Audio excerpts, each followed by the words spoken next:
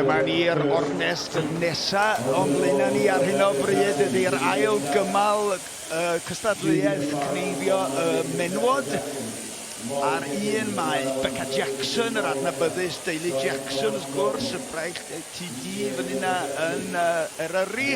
Molly Gittings wedyn y ferch o ardal y Trallwng ar ddau, ar dri Sioned Thomas Jones o'r Gogledd, wedyn Christine Wellington, draw yna o Zeland Newydd, ac yn y pen draw, un o enwogion byd y Cneifio'r Benywaidd, sef Sasha Bond o Zeland Newydd. Hi wedi cneifio faint dwedwch 458 o foca llawn glân mewn 9 awr, felly mae hi'n dal record byd, felly dyna i chi'r line-up ar gyfer y gystadleuaeth yma. Un o'n yn y gorlan, stodiau hirion fan hyn gan Becca Jackson sydd wedi cael hwyl arni y cystadlu yn y trin glân cyn hyn. Sasha Bond hitha gydradd o ran cyflymdra gyda hi ar un o bryd, cneifio'n ofalus iawn ar hyd y cefna, rwy'n yn ansefydlog y fanna gan Becca Jackson, ac felly rhywch chydig bach o amser wedi mynd, ond mi allith hi adennill reolaeth dwi'n siŵr, ac mynd yn ôl ati i orffen yr ail ochr na.